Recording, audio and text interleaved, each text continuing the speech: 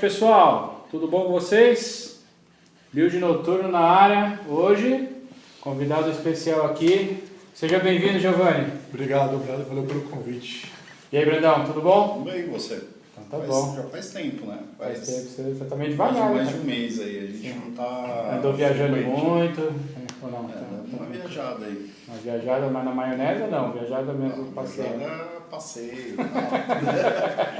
Maionese nunca, sempre alerta aqui. Sempre O alerta. mês do Build Noturno tá com uns 40 dias, mais ou menos. Hã? O mês do Build Noturno tá com uns 40 dias. Ele tá, digamos que o dia tem mais que 24 horas, né? Já tá quase um bimestre aí. Bom, pessoal, boa noite aí para vocês. Obrigado para quem já está online. Pessoal que está chegando, seja bem-vindo. Hoje um tema bem diferente, tema bacana. Né? Uma proposta aqui que nós tivemos, conseguimos a adesão do nosso amigo Giovanni. É diferente, faz parte aí. Não, diferente do que eu quis dizer. Porque a gente nunca fez, nesse exatamente. ponto A gente nunca específico do tocou. desenvolvedor, né? Exatamente, a gente já falou de área de teste, já falamos de gestão, já falamos de development, já falamos uma série de coisas, mas desenvolvimento em si, acho que esse é o primeiro tema que a gente fala, acho que vai ser bacana aí a gente discutir. E o tema aí, para quem não sabe ainda, tá entrando, Boas práticas de desenvolvimento, com código limpo e seguro. Legal, e aí nada mais justo do que trazer um cara que é expert aí no assunto para ajudar a gente a falar um pouquinho dessas ideias. E acho que para a gente começar a falar de temas específicos, a gente pode tentar definir, né, o que é um código limpo e um código seguro, né? Antes da gente começar a falar de boas práticas, de desenvolvimento, como que a gente consegue aí definir e falar disso? Deixa eu convidar. Giovanni, fala pra gente aí, o que é um código limpo e um código seguro? Porque o desenvolvedor geralmente quando faz, o cara fala, pô, mas meu código é bonito, meu código funciona, né? Mas o que a gente quer abordar aqui hoje, Giovanni? Então, limpo é uma coisa, seguro é outra, né? Então, vamos pro limpo primeiro. Limpo, eu gosto de algumas definições. Então, código limpo é um código que você consegue ler e entender, tá? Então, a gente passa muito mais tempo lendo código do que escrevendo código, né? Acho que se alguém que está nos assistindo nunca parou para pensar nisso, presta atenção no teu workflow do dia a dia, você vai perceber que você gasta muito mais tempo lendo do que escrevendo. E, dado esse fato, né, código é escrito para pessoas, por pessoas e para pessoas, né? Não é escrito para máquinas. Então, o código limpo é aquele código que você consegue ler e entender, né? Nem sempre você pode escrever código limpo, né? Então é muito comum quando você vai escrever código de alto desempenho que esse código não seja tão limpo nem tão bonito de entender, etc. Código de muito baixo nível, né? Porque quanto mais desempenho ele tem que ter, mais perto da máquina você está, menos abstrações você tem que ter para lidar, ele não fica tão bonito, né? E às vezes nem tão limpo também, né? Às vezes ele vai ter coisas como duplicidade, que não são coisas que são interessantes no código limpo, mas que às vezes podem ser importantes no código rápido, né? Então, eu acho que esse é um dos principais atributos, né, do código limpo, ser legível, e aí a gente vai ter por consequência, ele vai ser muito mais fácil de manter. Uma outra questão é ele não ter mais complexidade do que ele precisa ter, né? Então, quanto mais complexo o software fica, quanto maior fica o software, né, a demanda de negócio, mais complexo e mais difícil de ler fica o código. É normal. O que a gente tem que fazer é evitar que esse código fique mais complexo do que o necessário. E esse crescimento ele não é linear, né? Então, não é, trabalhei aqui 1000 horas, eu tenho complexidade 10, agora trabalhei 2000, estou na 20. Não é isso, é muito mais, né? Muito além disso. Ele vai crescendo numa curva exponencial. O lance todo é você conseguir segurar ele no mais próximo possível do linear e tentar manter lá uma complexidade sob controle, né? Então, é lógico que quando você pega um software que faz muito mais coisas, ele é mais difícil de entender, né, do que o que faz poucas coisas. E, portanto, provavelmente menos limpo, né? Mas, vamos lá, vai ter código de 3 meses de vida que é muito mais sujo do que o código às vezes, de uma aplicação de 3 anos. E aí me vem uma curiosidade que acho que muita gente já se perguntou. Criar um código limpo e um código seguro é coisa de gente mais experiente, mais sênior, um iniciante ele já pode começar e já se preocupando e fazendo um código bonito? Porque tem muita gente que fala assim, vou fazer, mas estou começando, então ninguém vai me pegar no meu pé, ninguém vai fazer. Você acha que eu sei que não é fácil, mas é simples de se criar, mesmo com pouca experiência, trabalhar e codificar um código limpo e um código seguro? Não, simplicidade é difícil. Não é uma coisa fácil de você alcançar. Simplicidade demanda conhecimento, demanda técnica e a carreira de programação ela vai ter muitos anos, algumas décadas, né? E ao longo todo mundo aprende muitas alguma coisa todo dia, né? Quer dizer, o cara escrever um código mais limpo, ele precisa de mais tempo, mais vivência para isso. Como é que vamos lá, um código mais simples, sem complexidade desnecessária, é mais difícil de escrever. Mais difícil. Então, é muito fácil escrever código complexo, com milhões de padrões que você conheceu não sei aonde. O difícil é você fazer um código que expressa a necessidade do negócio simples. Isso é muito mais difícil. Então, como tudo na programação, é questão de tempo. Você vai aos pouquinhos, você vai aprendendo a fazer essas coisas. Quanto mais rodagem, melhor a sua execução. Vivência, né? Isso aí. E a gente tem algumas ferramentas aí que a gente usa para... Entrando nas técnicas aí, né? Algumas ferramentas. Não é nem ferramenta de ferramental. Tools, Tools, né? Mas tem essas também. Mas Também. A gente pode inclusive citar algumas depois, relacionar com isso. Vamos falar um pouco aí de coisas mais simples que eu acho que é conhecimento que o cara pode ir aprendendo e usando, né? Antes de você entender, pessoal, quem tiver dúvida, curiosidade, experiência com esse tipo de assunto, já passou por alguma história aí legal, diferente, quiser compartilhar, não esqueçam, vão colocando aí na live que a gente vai colocando os comentários aqui, vai fazendo pergunta aí pro Giovanni, pro Brandão. Do GIST aí que o Giovanni vai analisar. Caramba, é consultoria? Ele é cobra cara, hein, gente? Só pra depois a gente manda a fatura. Exatamente. A fatura vai do Eita, né? Vai dar o Eita e vem a fatura. Mas então, pessoal, vamos lá. A gente tem alguns acrônimos aí que quem já está há algum tempo envolvido com programação já deve ter ouvido falar, né?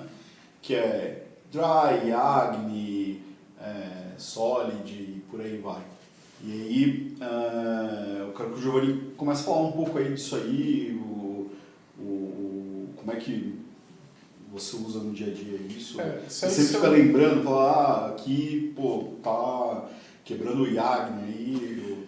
Então, no começo você tem que ficar lembrando, né? Na verdade, toda profissão vai ter isso. Tudo que você faz na sua vida, você vai ter níveis diferentes de aprendizagem. Então, é normal que, vamos lá, o aprendiz que está começando, ele não sabe usar aquelas técnicas, ele tem que ficar voltando o tempo todo na explicação de como aquela técnica funciona, aquela ferramenta, etc. E aplicando e vendo como é que ele está usando. A pessoa mais experiente, ela não precisa voltar toda hora, mas ela está se lembrando. Depois de um certo tempo, aquilo fica meio automático. Basta lembrar quando você aprendeu a dirigir, né? É exatamente essa a sensação. No começo você está o tempo todo olhando no espelho, prestando atenção na direção, tomando cuidado com os pedais.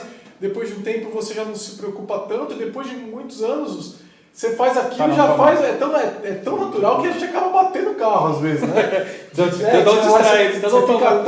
Fica tão natural que você acha que você pode pegar o celular enquanto dirige, que você não pode, mas a gente pega tanta familiaridade com o processo que ele fica muito natural, ele transcende, né? E essas coisas, essas técnicas que você falou, Brandão, elas são a mesma coisa. Então, algumas são princípios, outros são práticas, né? Então, por exemplo, os Solid são princípios, né? E são princípios de orientação a objeto, né? Então, são 5 princípios, SOLID, né? Que o Bob Martin, o Uncle Bob, espertamente conseguiu compor uma palavra legal pra caramba, que é a palavra Solid, chamada de princípio Solid, né? E que ajudam muito a você escrever código limpo, né? Mas é aquele negócio, né? Tudo em excesso faz mal, né? Então, você tem que saber até onde você vai.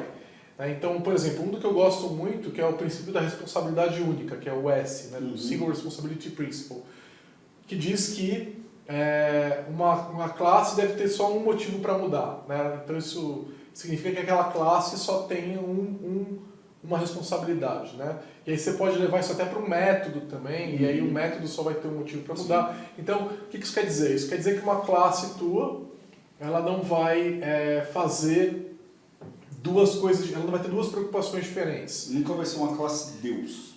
A Deus ela faz 10 coisas, né? A gente tá falando tudo.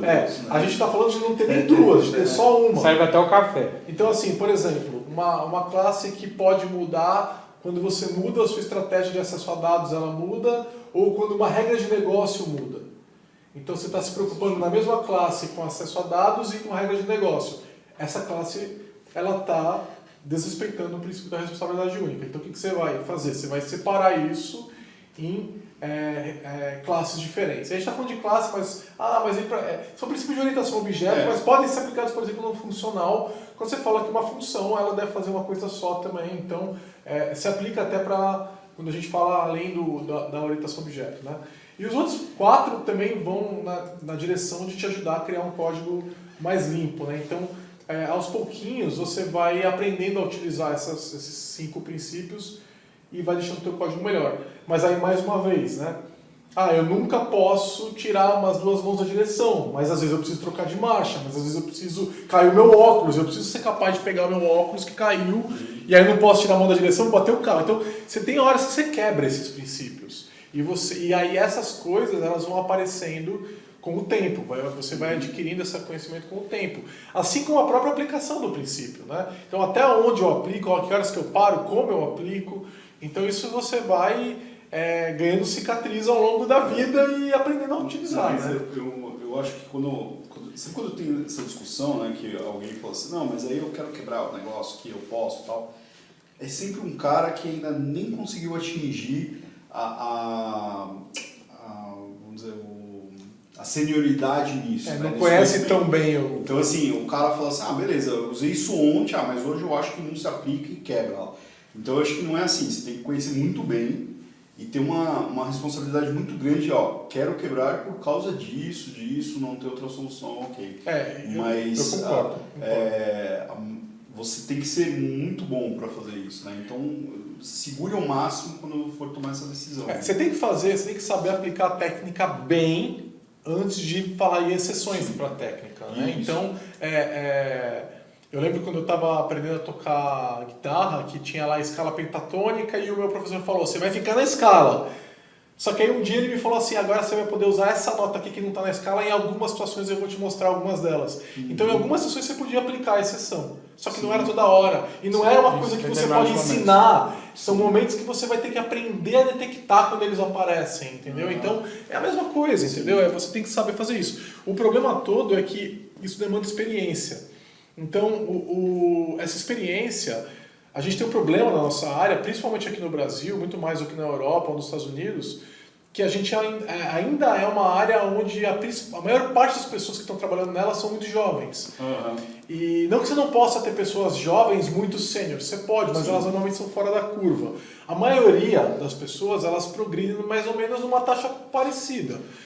Então, conforme as pessoas elas vão saindo da área para fazer outras coisas, ou para uma atividade de gestão de pessoas, ou para uma área de análise de negócio, ou para outras áreas que não são de programação devidamente, né? A gente perde todo aquele conhecimento e a área fica sempre muito júnior, muito plena, e a gente precisa de sêniores. Então, quando uma pessoa faz isso, é porque ela deveria ter alguém do lado dela que falasse assim, calma, você está fazendo isso aqui num contexto errado, vamos exercitar isso um pouco mais. E você não pode quebrar isso aqui ainda por causa disso. Só que quantas vezes a gente tem essas conversas nas empresas, entendeu? Eu acho que falta aquela figura, até fazendo um paralelo aí com o recente seriado aí do Karate Kid, né? O cara ser um mestre e quando ele começa a te ensinar a pintar lá a cerca e tal, e depois ele fala, cara, agora eu vou te ensinar um negócio que vai explodir a mente.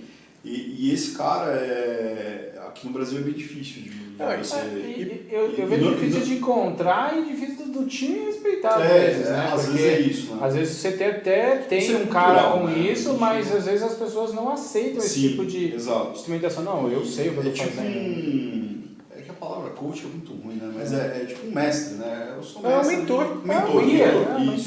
Mentor. Então, a relação mentor-aprendiz, a gente tem muito pouco na nossa área, principalmente aqui no Brasil. Tem porque os caras promovem o cara que é para ser mentor a ser gerente, a ser sei lá o quê. E ó, a relação mentor-aprendiz, ela não tem que ser unilateral. Então, eu posso mentorar você, Sim. você mentorar ele e ele mentorar eu, entendeu? Porque Sim. ele conhece uma coisa que eu não conheço, eu conheço uma coisa que você não conhece. Sim. Então, ela pode ser circular, ela não precisa ser unidirecional. Ou eu mentoro você em X, você me mentora em Y. Nós mesmos, a gente já trocou quanta informação entre nós. Exatamente. Né? Então, a gente aprende uns com os outros. Então, é a gente saber encontrar quem são os mestres, quem são esses especialistas que estão trabalhando perto da gente quando a gente precisa. E saber ouvir essas pessoas. Tem poucos desses mesmo. Né? A gente não tem... O mentoring não é estimulado na nossa profissão. Sim, Exatamente. Exato. Às vezes eu acho que é até cortado, né? Muito desmotivado. Eu vou para muitas empresas, né? Então, que eu trabalho lá na consultoria e eu vejo que culturalmente a gente não aceita isso, de um cara saber alguma coisa ali mais e tá querendo passar, ou por questões hierárquicas, de repente o cara tá numa posição, vamos dizer, inferior, né? Ele é numa hierarquia menor e tal. Ou o contrário, o cara é rebelde e fala, não aceito o que esse cara está falando. E eu acho que culturalmente ainda é pobre, pelo menos no Brasil, que eu conheço, TI, assim, de você mentorar as pessoas. E talvez aqui elas não vejam como uma evolução, assim, né? A gente tem uma equipe resolvendo um problema, vamos evoluir. Isso é bom para todo Parece mundo, que é sempre cara. pecinhas que você troca, né? Como se você tirasse um desenvolvedor e põe outro E voltando no nosso tópico do dia, que é código limpo, isso reflete diretamente no código. Porque a ausência de pessoas mais experientes observando essa qualidade do código gera um código mais sujo e mais difícil de manter. Esse é o resultado. Então, e esse impacto é sentido diretamente por quem está comprando esse software, que está pedindo que ele seja feito. Então, o desenvolvimento de software fica muito mais caro porque a gente é uma área que mentora pouco, que é pouco sênior, que as pessoas, que a gente enxerga aqui os profissionais de desenvolvimento, se não chega lá numa certa idade e não estão gerenciando pessoas, eles não têm sucesso. Quando é plenamente aceitável, você vai nos Estados Unidos, vai para a Alemanha, é perfeitamente aceitável que você tenha uma pessoa de 50 anos, cabelo branco, codificando. Ela não é um coitado, um fracassado porque está codificando. Aqui no Brasil você vai olhar, tem 50 anos, está codificando. Por quê? Não tem ambição, não quer crescer na vida. Não tem nada a ver, é a profissão da pessoa. Sim. Essa é a profissão da pessoa. E a ausência dessas pessoas, não é a ausência, a quantidade muito pequena delas, faz com que a gente tenha código mais caro de ser produzido e menos limpo. Eu acho que de cabelo branco, assim, que eu conheço é o Ramalho. No Ramalho de Python, Nossa, E o que faleceu, o Luca Bastos. Que parece que ele até tinha evoluído assim, né? Ele já tinha passado por posições de gestão e ele quis voltar a codificar e tal. Não, tem bastante gente, na verdade. Então, mas que as empresas que eu tenho ido, cara, eu não vejo pessoas antigas assim, sabe? A não ser áreas tipo COBOL. Aí sim você vê os caras lá. Porque ninguém que é mais jovem quer trabalhar com isso. Exatamente. Sabe o que é O engraçado? pessoal acha que é demérito. E o pessoal acha que COBOL é ruim, não sei o quê. Mas, cara, o negócio é estável, né? Será que é por isso? Será que isso é uma das razões, né? Vamos falar sobre um que eu acho bem legal, que é o IAG. O Leandro Matias aqui falou, depois manda fatura. Então, deixar claro aí, depois o Giovanni vai pegar seu contato aqui. Só entrar aí. Né? Só mandar a pergunta aqui, o Giovanni manda a fatura. A gente manda o contato comercial. A fatura vai primeiro, né? Depois vai a resposta. Eu gosto bastante do YAGNI, que é o YAGNI, You Aren't Gonna Need It, que eu acho que é uma das coisas que se perde muito logo no começo quando você fala assim, cara, vamos resolver só esse problema aqui, aí chega alguém, e normalmente vem numa figura de um arquiteto, assim, em várias empresas, e o cara, não, mas tem que pensar, vamos colocar isso no Service Bus, vamos interligar com não sei o quê, vamos por um criar token abstração da de segurança. abstração. Aí você fala assim, cara, mas é só uma agenda telefônica, né? Tipo, e assim, as pessoas têm uma dificuldade imensa de entregar um trabalho que seja simples. Do ponto de vista assim, cara, parece que o que a gente está entregando é muito pouco. Então vamos enfiar coisa aí para ficar um negócio robusto, legal. E assim, cara, você não precisa, sabe? Então, assim, é uma coisa que se perde muito fácil, principalmente quando a gente evangeliza. Se você for reparar, ao mesmo tempo que as pessoas fazem isso, tem um monte de outras coisas que estão de lado. Então, por exemplo, cadê a preocupação com segurança? Cadê a preocupação, por exemplo, de resiliência à falha da aplicação? Cadê a telemetria? Não tem nada disso. Mas tem uma sobrecarga de coisas necessárias. Então, é um negócio que o cara deixa de fazer o que deveria ser feito, de simplificar o código, deixar ele mais limpo, para pôr um negócio. Eu lembro muito de um exemplo do final do podcast lá, do Leandro Daniel e o Elemar e tal. Eu lembro do Leandro dando um exemplo assim, que o cara fazia lá um código, entregava um negócio e aí ao mesmo tempo ele entregava tipo um BI. E aí ele usou o termo lá, Golden Plate, não sei o que e tal. E assim, cara, não foi aquilo que o cara não pediu um BI. E você entregou uma complexidade, um negócio a mais. E cobrou pro cliente, né? E ainda cobrou, né? E tipo, cara, se você entrega um negócio mais limpo, menor e tal, você vai cobrar menos, mas aí você já começa outro projeto, às vezes você vai até estender esse aí. Mas, pô, não faça isso, né? Então, assim, se você não vai precisar, né? O Iago fala, você não vai precisar, não faça isso agora, né? Então... uma das maneiras de olhar para isso é o tal do over-engineering, né? Você está fazendo engenharia além do que é necessário. Está acrescentando complexidade desnecessária. Então, faça o que você precisa, o mínimo que você precisa fazer. E, mais uma vez, o mínimo, muitas vezes, não quer dizer simples. Sim. Então, mais uma vez, resiliência, segurança... Todas essas coisas acrescentam valor para a sua aplicação, não vai ser uma aplicação simples. Gasta tempo nas coisas que você realmente precisa, porque não são poucas. O simples é muito mais difícil de fazer. Eu tenho um exemplo recente, que eu estava fazendo um aplicativo aí com uns amigos, e então a gente não conseguia sair do negócio, né? Do início, assim, a gente não conseguia começar, e eu falei, cara, vamos fazer o seguinte, vamos fazer só uma tela, um campo e um botão. Putz, isso foi difícil. Porque toda hora alguém queria enfiar um negócio a mais. Eu falo, cara, isso não é agora. E você cortar, tem um termo lá que o Vitor usou muito, é a militância. Eu acho que você, cara, não é agora. E você chicotear a galera e falar, você não vai pôr isso aí. E, porque senão vai complicar demais. Você quer ver o exemplo de tecnologia desnecessária? O pessoal começa a estudar Domain Driven Design, que é uma excelente maneira, inclusive, de fazer código limpo também, se a aplicação pedir por isso, né? E lá no DDD tem a camada de aplicação. Aquilo lá, meu amigo, a pessoa aprendeu o DDD, ela quer enfiar a camada de aplicação ali, entendeu? Só que aí ela olha a arquitetura que ela tem, ela fala, não encaixa em lugar nenhum. Não importa, eu vou colocar. E aí normalmente vira uma camada proxy que não serve pra nada, que fica só atrapalhando, que é código morto, que está ali, que não está fazendo nada, não agrega valor nenhum. E o cara usa desculpas de que está no DDD, então tem que colocar. Exatamente, desculpa burra. Cara, né? Aí o famoso li o livro e estou aplicando. Eu abro o projeto, eu olho e tem a camada de aplicação. A primeira coisa que eu vou olhar é a camada de aplicação. Aí você abre, você vê um monte de método, não encaminhando, fazendo nada. Ele só encaminha. Assim, né? Ele só reencaminha os parâmetros. Você fala, pronto, não sabe o que está fazendo. Né? Vamos lá, deixa eu ver o próximo. Eu ia falar um negócio agora também, mas eu esqueci. É isso que eu ia falar. Pensamos junto aqui. Relaxa, gente. Desculpe a idade do nosso amigo aqui.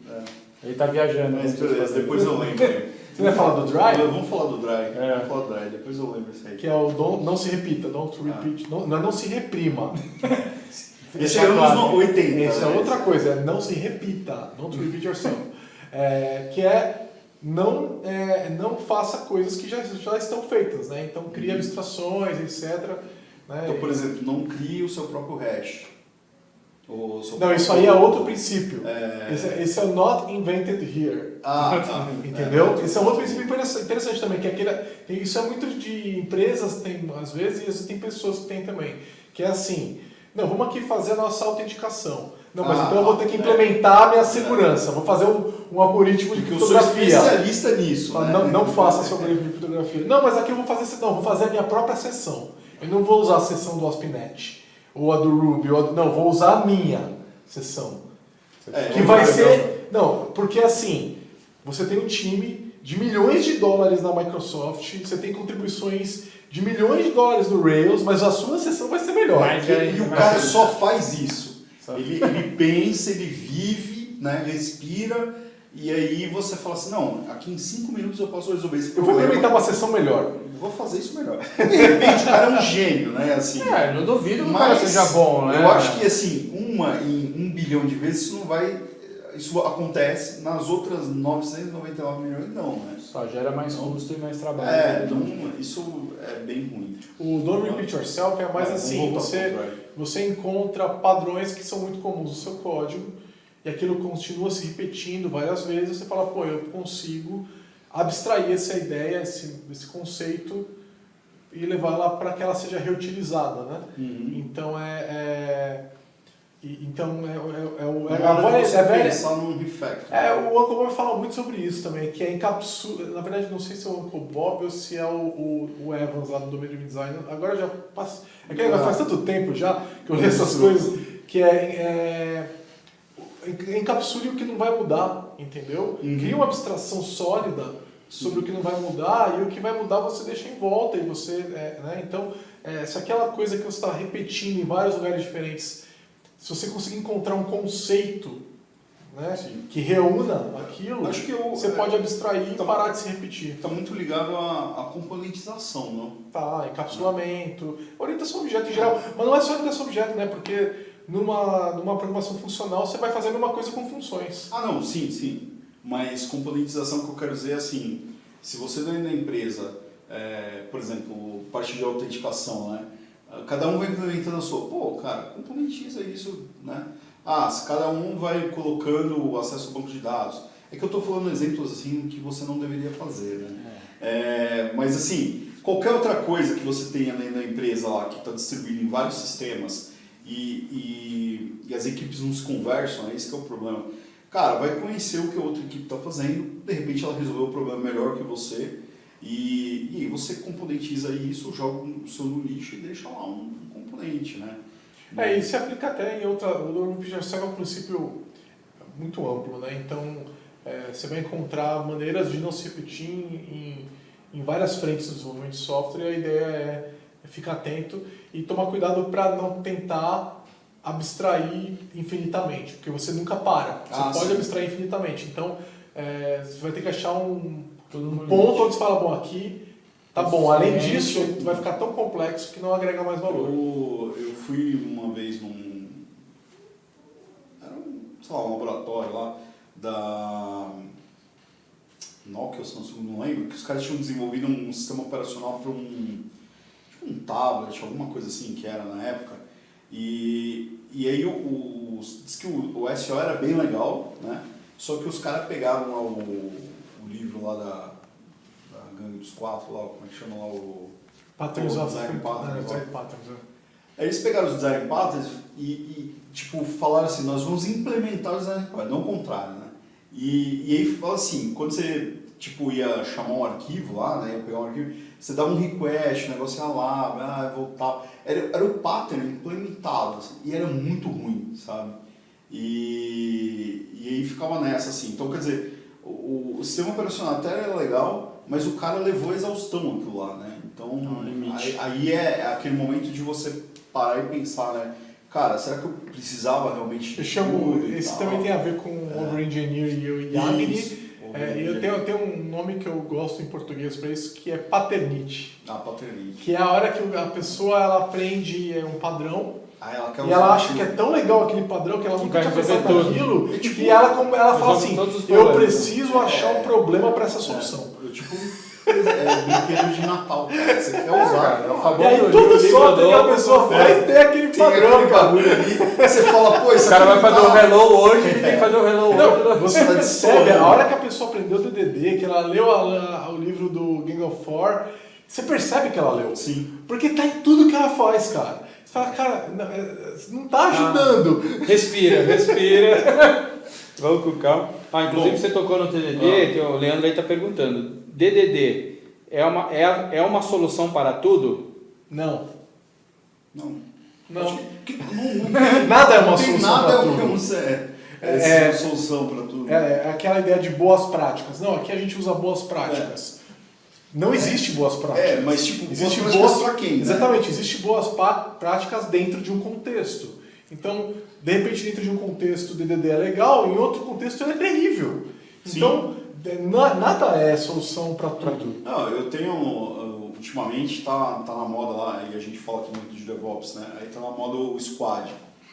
E Nossa, aí, todo lugar tem toda Squad empresa agora. que eu vou, Impressionante. os caras falam assim, não, porque aqui a gente tem Squad. Aí eu falo, tá, mas o seu Squad tá fazendo isso. Não, mas é porque Era aqui... pra fazer? Aí eu falei, peraí, então em primeiro lugar você já não tem um Squad, porque se você não seguiu nem o que disseram que é um Squad, já não é. Agora, você não tem porque você viu que não era necessário e tal, ou aí nunca é isso. O cara nunca pensou. Ele falou, não, é porque aqui a gente pôs o nome Squad mesmo. É legal. Ficou legal, bonito. Cara, sabe, e o cara tenta resolver naquele padrão, né, vamos pôr um Squad que agora vai funcionar. E eu falo, não, cara, não é assim, né? O problema é que uma empresa resolveu de uma maneira, talvez não sirva para você. O problema é que um cara resolveu dentro da mesma empresa com um código, talvez não sirva para você, né? O próprio Domain Driven Design, ele é grande demais para a maior parte dos projetos. Sim. Né? Vamos falar de Bounded Context. Por que você precisa disso? Entendeu? Vamos criar uma camada de anticorrupção. Tá, o que você vai anticorromper aqui para eu entender? Aonde você está usando isso? Né? Por qual a Às vezes a necessidade? pessoa não sabe nem justificar. Qual a porque- necessidade disso? Não, eu quero botar uma specification.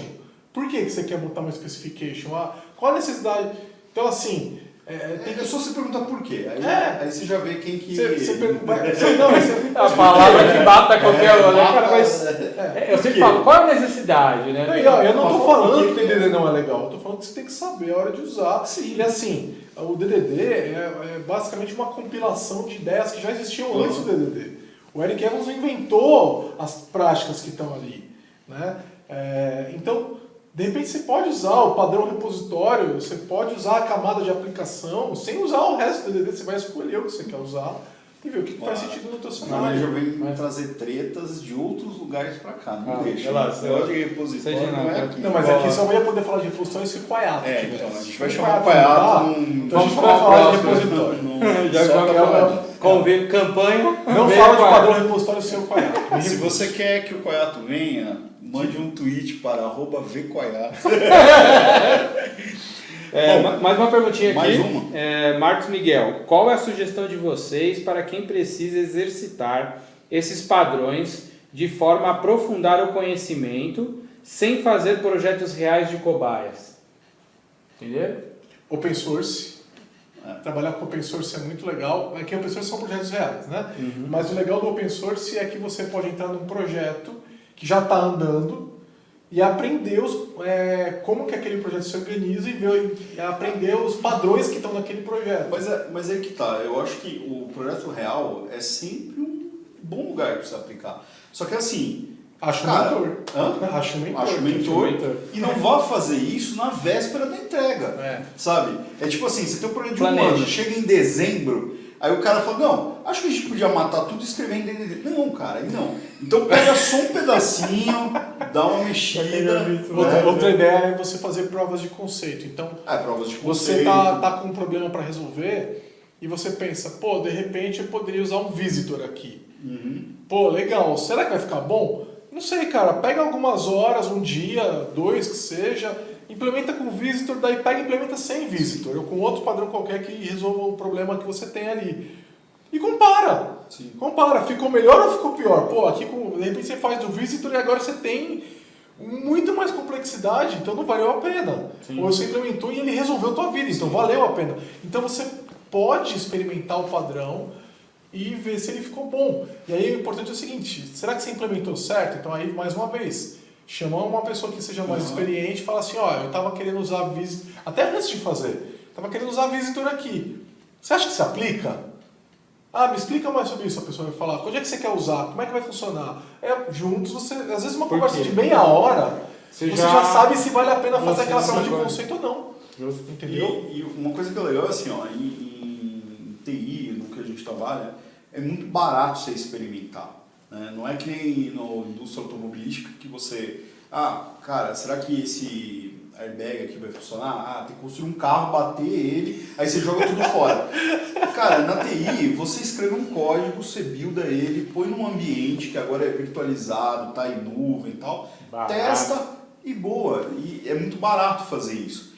E... O mais caro era o programador. Sim. E a gente deixa de fazer essas experimentações, né?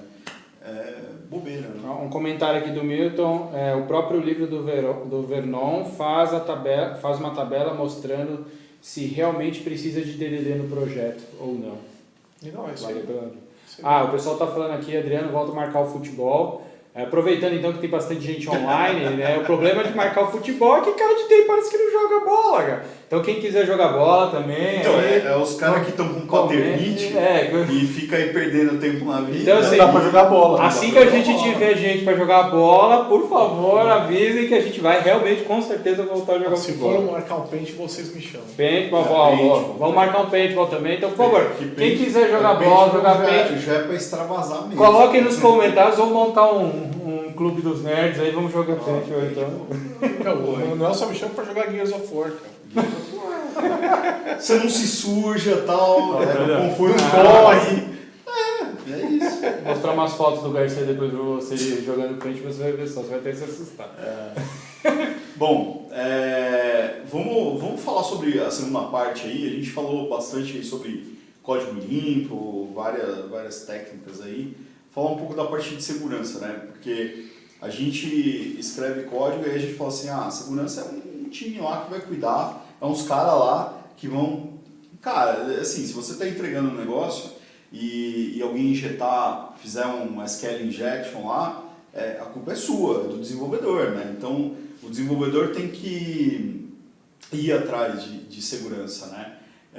A gente já começou dando uma dica que não implemente a sua própria criptografia, né? Não. Então, não faça isso, né? Outro problema comum... Uma coisa está ligada na outra, o código limpo ajuda a segurança. E aí, até nessa questão de criptografia que a gente ia falar, é ficar atento com os algoritmos que estão defasados. Por exemplo, o SHA-1, que era um algoritmo seguro há 15 anos atrás, não é um algoritmo seguro hoje.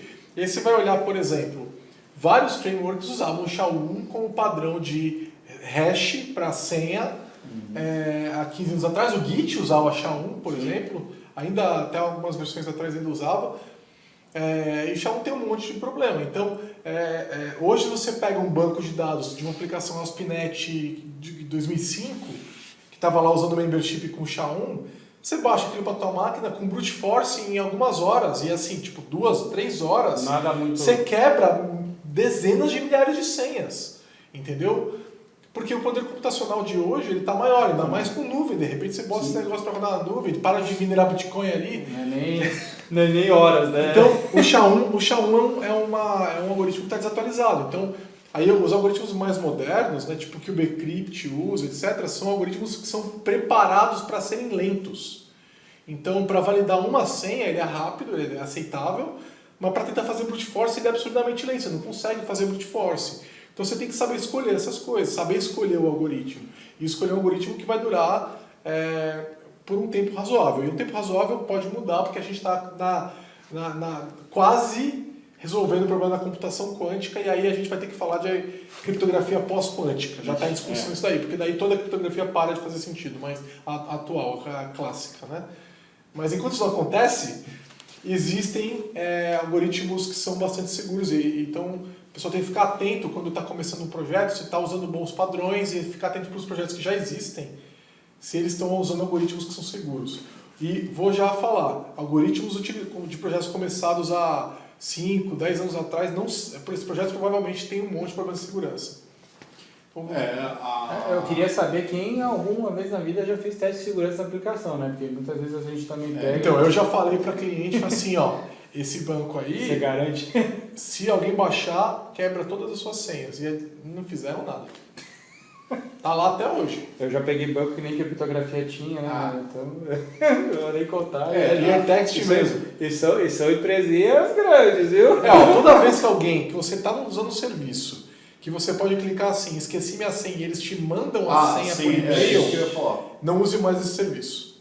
Toda vez que acontece Não isso, usa eu mais fico serviço. indignado. Eu falo, putz, cara, não é possível. Porque a sua senha tá em clear text. Ou tá usando uma criptografia reversível. Que também não é aceitável. Não, tá em clear text. Não necessariamente, ela pode estar Não usando necessariamente, mas... ela cara, pode estar usando uma criptografia simétrica. mas o cara... Não, se o cara fez um bagulho desse, com certeza ele não vai nem criptografar, porque ele já volta no primeiro tópico, que é o código limpo, né? O cara não vai se preocupar em fazer. A ideia aqui que a gente quer passar para vocês é assim, eu não sei escrever um código que vai criptografar, um algoritmo e tal, mas pelo menos você encontrar e utilizar, né, isso aí.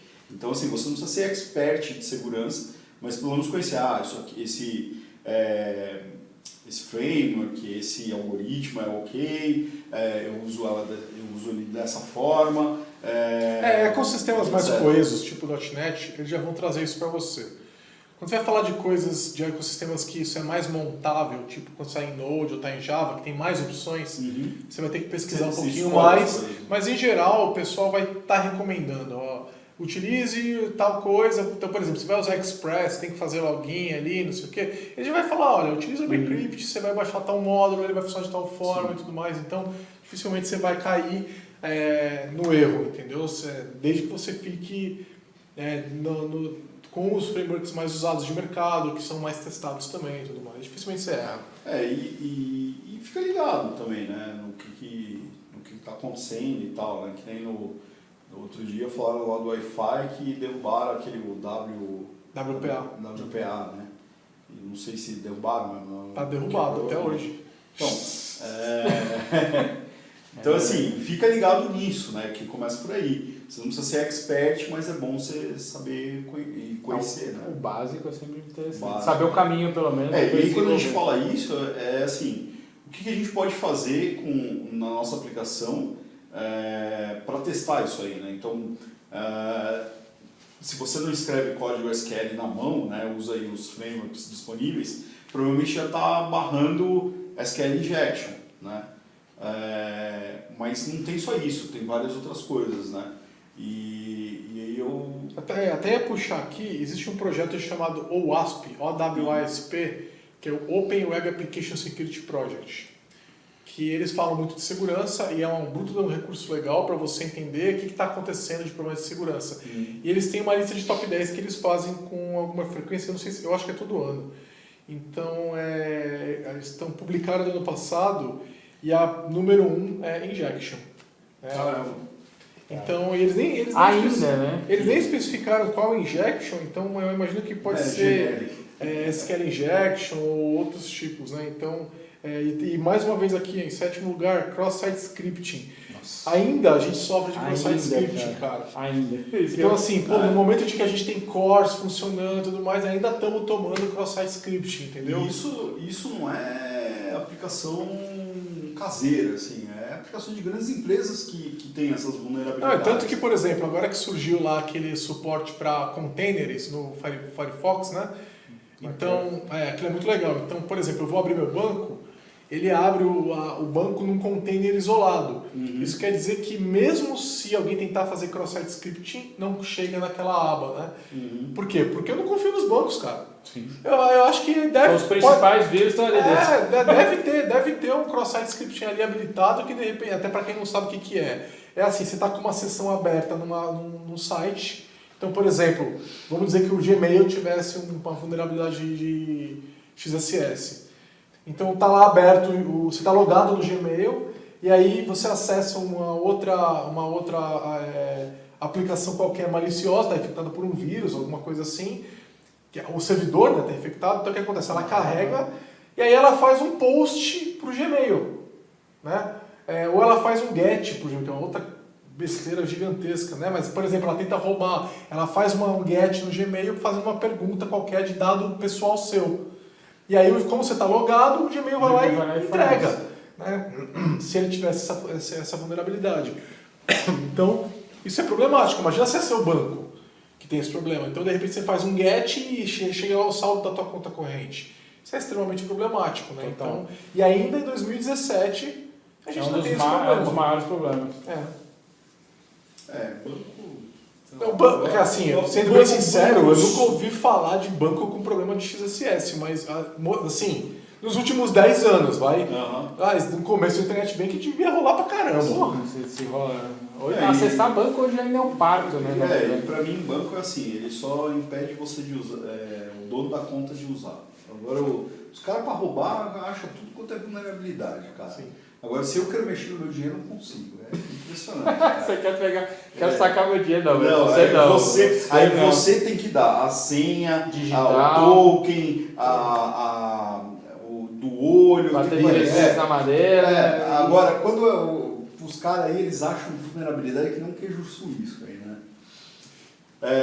Uma outra ideia interessante, que assim, vou deixar para o pessoal ir olhar lá no OASP, que é uma coisa interessante, mas eu coloquei aqui o pessoal. Uma coisa que o pessoal esquece muito voltando àquilo que o Brandão falou mais cedo, que segurança é uma coisa que a gente deixa para o final do projeto, para um outro time olhar. Né? Não, então a ideia é que você faça... Se o cara fosse fazer uma mágica, assim, um encantamento e blindar. Exatamente. Então o que você vai fazer? Você vai pegar e vai trabalhar com segurança by design. Então, a gente vai falar de segurança em todos os estágios do desenvolvimento do software e vai considerar que isso é um requisito não funcional que vai permear todos os outros requisitos, entendeu? Então, quando a gente vai falar de alguma coisa, nós vamos falar dessa coisa no contexto de segurança também. Então, vamos fazer aqui o login. Legal, o que é o login no login seguro? Legal, vamos fazer uma alteração de um cadastro de sei lá o que da minha aplicação. O que é isso dentro de um contexto seguro? Então, isso está sempre permeando, né? Então, é olhar, de repente, fazer um checklist, mexer na tua definição de pronto, entendeu? Já considerar essas coisas como verificações que você faz para todo o projeto. E se você fizer isso desde o começo, com certeza o trabalho vai ser menor. O peso é menor. Exatamente. Se você chegar lá na frente e você quiser mudar tudo, você pode chegar à conclusão de que, agora deixa assim mesmo. Não, às vezes o cara entrega um queijo suíço lá, e aí ele fala assim, não, agora torna ele seguro. Mas... Não dá. Muitas vezes tem que refazer a aplicação. Às vezes, dependendo de como foi feito, não tem como resolver. Eu não entendo essa mania das pessoas acharem que essas áreas elas estão desconectadas da produção de código. Né? Então, assim, existe uma equipe que só produz código, existe uma equipe que cuida da segurança. Mas se essa equipe não está aqui cuidando também do código, né, de como está sendo gerado esse código, como está sendo escrito, né, esse código, cara, não vai ter... O que você vai pôr? Um firewall na frente? O que você vai pôr? Então, não adianta nem pôr um firewall, cara. Você está com problema de SQL injection, o firewall não vai resolver isso. Então, não faz sentido isso. Então, se a equipe de segurança não está atuando diretamente, cara, você não tem uma equipe de segurança. Cara, eu vi o caso de uma aplicação que tinha problema de SQL injection, que eles conseguiram ir escrevendo, usando uma proc do SQL Server, eles conseguiram ir escrevendo um arquivo em disco no servidor do SQL Server até o momento que eles terminaram, montaram um script, e aí mandaram executar o script e acessar o servidor. Você decompõe o script e vai escrevendo. Entendeu? Porque tem algumas procedures do SQL Server que permitem isso. E aí, aquilo que a gente estava falando mais cedo, você manteve o menor privilégio necessário para a aplicação. Se você não fez isso, né, o mais comum o que é? O Brandão o Brandão nunca fez isso.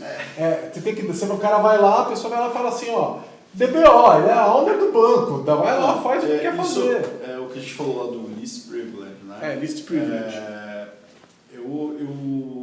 Isso sempre me incomodou quando eu ainda estava atuando lá em desenvolvimento, que eu falava assim, cara, eu preciso de tal acesso. Aí o cara, vou te dar rapidinho aqui, admin.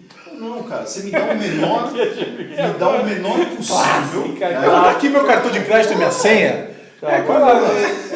Sabe, essa mania da pressa, né? Eu falo assim, não, cara, dá o menor possível. Onde vem as exceções, né? Aí o cara rebaixa assim, não, mas aí você vai bloquear. Eu falo, cara, eu quero ser bloqueado, porque eu quero saber o que mais que eu vou precisar, vai liberando aos poucos, né? Aí depois acontece um problema de invasão, ele vai olhar para você torto e falar, ué, você tava com a senha da admin aí, onde é que você salvou ela?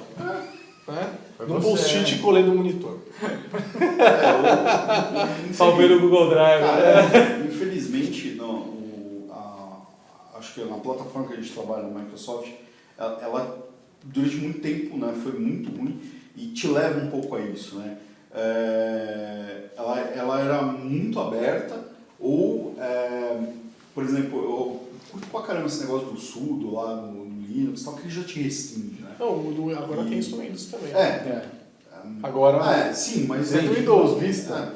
E eu lembro de um cara, uma vez estava lá no escritório, ele estava mostrando um negócio e ele estava falando, acho que do Terraform, acho que era, que ele falou assim, cara, quando ele... Não, Terraform não, ele falou, acho que da AWS, que quando cria um resource lá no AWS, ele não te abre as coisas, né? Ele fala assim, o que você quer abrir? E é o correto, né? O padrão é isso. Você faz um negócio todo fechado e depois você abre. E não faz um negócio escancarado de você ter que fechar. Porque sempre vai esquecer. mais ou menos isso. Porque o usuário que é o dono da conta, ele tem acesso a tudo. Não, sim. Mas imagina o seguinte, a gente tinha esse problema no Windows lá, no IS, né? Que ele falou assim, não, te entrega com tudo aberto, você fecha as portas que você quer. Não, cara, é o contrário, porque normalmente você vai subir uma aplicação, né? Ou subir. Então você sobe lá o IS, sobe uma aplicação. Só que aí você está com tudo aberto. Mas quando a Microsoft fez isso, no Windows Server, no IS, etc., foi uma choradeira, porque assim... Mas por que eles faziam isso antes? Porque ele funcionava. Ele não era seguro por design, ele era aberto por design. Mas então era muito fácil botar uma aplicação no ar. Então, você pegava e instalava no server, habilitava o IS, instalava a aplicação, estava funcionando. Aí de repente você tinha que ir lá e ficar abrindo tudo. De repente você tinha que aprender. Esse que é o problema. As pessoas falam, não, antes só funcionava. Lógico, fazia qualquer coisa o negócio. Estava habilitado para isso. Só que agora quando você está aqui com um negócio que é todo fechado, você tem que aprender como que você faz ele funcionar. E que eu acho que é o correto. Pô, você não aprende a escrever software, você não aprende a dirigir. É assim, né? Sim. Então você tem que fazer o contrário. É obrigação do quando você desenha, exatamente. Não precisa ser todo mundo uma especialista e tal. Todo mundo tem que ser consciente para a segurança ou ir para o código limpo. E é bom ter alguns especialistas na empresa que podem te ajudar. Né? Uma outra prática interessante é você fazer teste de penetração, chamado pen test, né? Que quase ninguém faz. Então, assim, terminou a aplicação, faz um teste de penetração, que é um especialista de penetração, que é um especialista em hackear aplicações, vai pegar e vai tentar invadir a tua aplicação e vai te falar, consegui fazer isso, consegui fazer aquilo, você precisa fechar não sei o quê. E é super legal porque quem está desenvolvendo nunca tem a visão das vulnerabilidades que a aplicação tem. Você está muito viciado em fazer já aquilo. Exatamente. E o cara vai olhar com outra maneira, né? Que ele tem técnica. Desmontar aquilo. E ele tem técnica para saber o que ele vai tentar. Né? Sim. Então ele vai olhando e fala, uma aplicação .NET, uma aplicação Python, uma aplicação... Ele já sabe mais ou menos para onde seguir um caminho. Quais são as vulnerabilidades mais comuns, etc. Então ele sabe observar essas coisas. Né? Então, e isso, sabe o que é legal? A hora que você perceber que tem um problema, você vai corrigir, mas compartilha isso com os outros times que fazem parte da sua empresa. Para que você possa falar, olha só, pegaram um problema aqui de cross-site script na minha aplicação, porque eu não tinha habilitado tal coisa, porque eu tinha vacilado aqui não sei aonde. Olha, eu estava permitindo fazer alteração com get, que é uma coisa... Não façam. Né? Então a pessoa vai lá... Não dá para cortar, tá? Não dá ideia. Pô, eu estava permitindo uma alteração com get e ele foi lá e fez uma alteração. Então, não façam isso. Bom, pessoal, então, ter um knowledge base interno na empresa, compartilhar esse conhecimento com o Brown Bag, uma wiki interna, blog, tudo isso daí para ensinar. Isso de compartilhar informações é bem legal, de você errar não é um demérito. Né? Sim. Persistir no erro que é um demérito. E você não compartilhar os seus erros dentro da sua equipe, às vezes nem dentro da equipe o cara compartilha, né? E dentro da empresa é muito ruim, né? Porque se você já foi pego nisso, a outra aplicação ela pode estar vulnerável e aí o cara pode chegar por outra forma. E assim, eu também acho que não é nenhum demérito, mas eu acho que faz parte uma pessoa que está desenvolvendo software sênior tem que ter esse conhecimento, ela não precisa ser especialista, mas ela tem que entender como essas coisas funcionam. A gente, se a gente tem que colocar, vamos dizer que você está num projeto que não tem ninguém que tenha esse conhecimento, a gente tem que colocar para a empresa que a gente tem essa deficiência e que a gente precisa resolver essa deficiência de alguma forma, porque senão o software vai ser liberado com aquele problema possível. E se ninguém olhou, provavelmente tem problema. Tem. Né? Então, assim, empresa, a gente precisa de alguém de segurança para nos ajudar a desenhar a aplicação, a gente precisa de alguém de segurança para fazer um teste de penetração, a gente precisa de alguém de segurança que tenha conhecimento de segurança, de desenvolvimento de software, para nos ajudar, a gente não tem. Então, ou então pega o Brandão e dá um tempo para ele fazer um workshop sobre isso, aprofundar Se um preparar. pouco, pelo menos para eliminar o básico, que é, né, ler um pouco, então você está fazendo uma aplicação ASP.NET Core, tem tudo no site da Microsoft, do que você deve fazer, porque já é o framework, é seguro por design, né? Mas de repente você está errando alguma coisa, então dá uma lida ali nos principais problemas que vocês encontram tal, e traz isso para dentro. Gasta um pouquinho de energia com isso, né? E depois que o Brandão aprender... O prejuízo de você é maior. Aí depois que ele aprender, ele pode ir nos outros times, cara, e ajudar isso. Uma coisa que eu noto também é que tem muita empresa que tem departamento de segurança, mas que eles não conhecem segurança para desenvolvimento de software. Sim. O cara conhece. E aí legal, exatamente. Segurança, mas você vai conversar com o cara não tem cansei de ver conhecimento aplicação específico para isso. Cansei de ver aplicação com backdoor, aí por isso que tem os firewall da vida só. O cara sabe fazer um servidor Linux super fechado, mas ele bota no ar uma aplicação .NET, Python, Ruby, sei lá, PHP, que tem backdoor. Sim. Porque ele não sabe olhar para isso, entendeu? Então é um trabalho multidisciplinar mesmo, que a gente tem que saber observar isso daí. Inclusive um comentário aqui do Milton, o próprio .NET Core já vem trabalhando forte nessa parte de segurança. Um dos novos recursos é o protocolo HTTPS ativado por padrão. Talvez o Didio possa explicar um pouco melhor isso aí pra gente. Então, o que acontece é que depois que apareceu o Let's Encrypt, vocês conhecem o Let's Encrypt? O Let's Encrypt é uma ONG, eu acho que é uma org, né? Que oferece certificados SSL gratuitos. E é uma entidade certificadora válida. Então hoje você não precisa pagar mais por certificados SSL. Inclusive eles lançaram recentemente, acho que em março agora, o certificado com o wildcard, que é aquele asterisco ponto. Né? Além disso também tem, por exemplo, o Cloudflare, que também oferece o HTTPS para você de graça. Tá? Então é de graça, absolutamente de graça. Tá? Então essas duas... Fica a dica, então. Essas duas coisas juntas trouxeram uma pressão muito mais forte para que a web inteira fique criptografada. Né? Então, o que o ASP.NET fez agora? Né? Então, eles colocaram... quando você cria um projeto com o ASP.NET Core 2.1, que vai sair até o final de junho, ele vai trazer já duas coisas. Ele vai trazer um certificado para desenvolvimento para você, então você vai conseguir desenvolver utilizando o HTTPS, e inclusive ele faz, se você está no Windows e no Mac, se eu não estou enganado, ele já até instala, ele vai pedir permissão, mas ele vai instalar um certificado de dev para você, e aí você consegue desenvolver com ele, e no Linux você tem que fazer uns passos a mais, e ele vai já te ajudar a colocar essa aplicação também com o HTTPS em produção. E eles estão implementando um protocolo chamado HSTS, que faz o HTTPS, ele coloca o HTTPS para o padrão da aplicação, é um protocolo, né, que basicamente ele vai dizer para o browser o seguinte: esse site sempre é HTTPS. Então, a próxima vez que o usuário digitar e ele não colocar HTTPS, nem bate no servidor. O próprio browser joga você no HTTPS automaticamente, entendeu?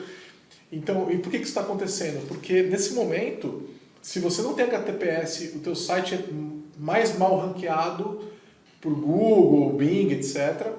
E olha, o louco, isso é muito legal, se você está submetendo um campo input password no HTML para um site que não tem HTTPS, o Firefox, o Chrome, eu não sei se o Edge faz isso também, mas na hora que você está digitando a senha, eles vão mostrar: esse site não é seguro, não coloque sua senha. Né? E aí o que acontece? Está dando um monte de problema, né? Porque um monte de gente não tem HTTPS, não tem nenhum motivo para não ter, a gente já sabe, é de graça, então devia ter. Né? Então, um monte de gente não tem. E aí o que está acontecendo é que agora você abre um browser moderno E ele te informa que você não devia estar digitando tua senha ali. Então, o caso mais engraçado que aconteceu recentemente é que teve, eu acho que foi no Chrome que aconteceu essa virada, e aí um desenvolvedor foi lá reclamando no blog do Chrome, ou abriu uma issue, não lembro direito, no GitHub, não lembro, reclamando. Vocês estão falando que o meu site não é seguro. E o meu site é assim seguro. E aí eles falaram para ele, não, nós não estamos falando do teu site, nós estamos falando que o usuário está digitando uma senha HTTPS, então essa senha vai trafegar em clear text até o teu servidor. Então, por exemplo, você está no aeroporto, você faz um negócio desse, cara, você vai perder essa senha, entendeu? Alguém vai pegar. Então é só isso que a gente está falando. O cara imagina, não sei o que lá, e ele colocou informações sobre o site que ele tinha. Nossa. E meu site nunca foi hackeado, e a gente está há 10 anos, não sei o que lá, deu 2 dias foram hackeados. O cara provou, cara, que é impressionante. Cara, aí assim, foi piada na internet, né? Porque o cara foi muito júnior, né? Cara, não brinque com hackers, cara. Você fala um negócio desse, você vai tomar, cara. Você vai tomar. Tipo, cara, outro dia eu falando uma frase muito legal sobre isso, que era o tempo que você está enviesado ali, né? Você está olhando numa linha só como fechar a sua aplicação. Os hackers, cara, eles estão olhando todo o resto, cara. Então, assim, você vai brincar com um negócio desse ou você não pensa, né, em colocar segurança, tá na merda. Tem uns amigos que vão na Crypto Rave e falam assim, eu deixo meu celular em casa, eu não levo nem desligado. Entendeu? Não, pô, mas aí vai desligado, qual é o problema? Ah, não sei não. Vai que, né? Vai ficar em casa. Vai garantido, né? Eu nunca tinha ido, eu fui esse ano e recomendo para quem quiser ver mais sobre segurança, é super legal o evento. E esse ano foi super interessante, esse ano não sei dos outros, né? Mas você levou o celular? Levei, não aconteceu nada. Deixou no modo avião? Como é que foi? Não, só não conectei rede nenhuma lá, né? Não sei porque o pessoal tem uma tara de conectar em qualquer Wi-Fi que tem. Não. Mas não é isso. Tem um problema, eu sei. Existe um problema. Outras coisas. Você sabe o problema da rede pública, né? Você vai, por exemplo, no aeroporto de Guarulhos, tem lá a rede GRU Underline Wi-Fi. E é uma rede que você conecta sem por senha. Então o que acontece? Uma vez que você conecta, o teu celular sabe que aquela rede existe. Então você está andando lá no centro de São Paulo e aparece uma rede GRU Wi-Fi.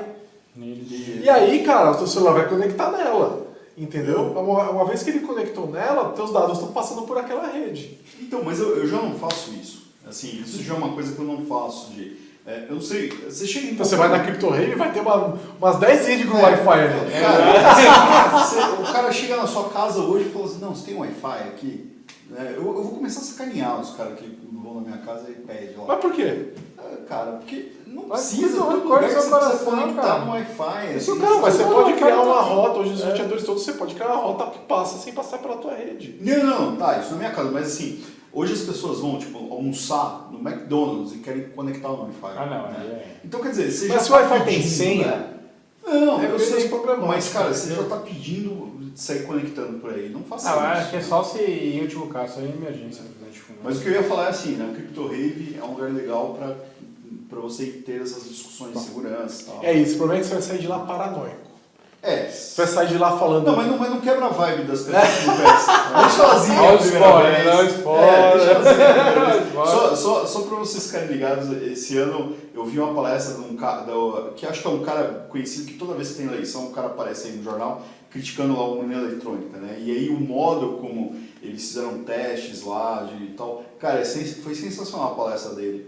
E é um negócio que você não vê por aí nos eventos, né? Porque eu pelo menos já estou cansado desse negócio, .NET, lá, a mesma coisa, aí você vai no Node, é praticamente a mesma coisa.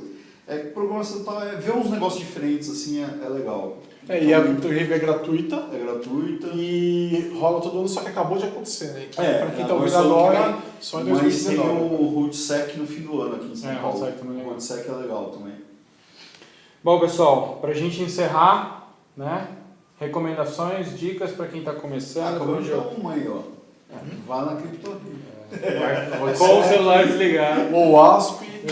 O ASP. Você pode ler o Clean Code do Bob Martin, do Uncle Bob, é muito legal. Né? A gente acabou não falando de código limpo, mas pode falar de TDD também. TDD é muito legal fazer código limpo. E tem o livro do Kent Beck lá de 2002, se não tem nada, muito bom também. Os livros de padrões, os livros de padrões do Martin Fowler, do Patterns of Enterprise Application Architecture, do Gang of Four, né? São todos bons livros. Aí, para quem quiser ler um livro muito mais leve, tem aqueles Head First, aqueles livros são bons também. Tem alguns de padrões deles que... porque esses livros... De design, né? tem livros de design patterns, de domainabilidade. Os livros do Gang of Four, do Martin Fowler, são livros muito pesados. Eu considero muito livro de referência, não livro de leitura, né? E esses livros do Head First são fáceis de ler. Então é uma maneira, tipo uma apostila para você ir aprendendo e conhecendo aquilo. Mas hoje em dia também tem muito... e tem vários... eu escrevi vários blogs também sobre... Vários posts no blog sobre essas questões de Solid. Acho que o Brandão escreveu também. Dá pra consultar sobre isso também. Falando de Solid, DDD... Já faz 10 anos, né, Brandão? Nossa, eu não sei se tem lá no blog isso aí, mas os meus estão todos lá. Se eu trocar o blog, deve ter, cara. Acho que eu tô com 800 posts sei, atualmente, cara. Tá tudo lá. Aí já post. Mas tem, ó, Giovanni. O cara é comunidade raiz, né, cara? Comunidade raiz. Melhor não tocar no assunto. Né? Melhor não tocar no assunto. Mas Bom, é isso. É isso aí. Pessoal, quero agradecer aí mais uma vez a presença de todos. Bastante gente online. Giovanni, obrigado mais uma vez pelo seu tempo. Obrigadão pela força. Pessoal, quem ficou com alguma dúvida, alguma curiosidade, tiver alguma reclamação, não gostou da cor da barba do Brandão, alguma coisa do gênero, né? Manda uma mensagem aí pra gente. Quem não conseguir anotar algum livro, algum manda no link Twitter. que a gente falou, manda no Twitter. @Giovanni Bassi. Isso aí. No final a gente vai colocar lá o Twitter do Giovanni, do meu e do Brandão. Tá? Então, mais uma vez, uma boa noite aí. Obrigado, pessoal. Fique à vontade aí para... Boa noite.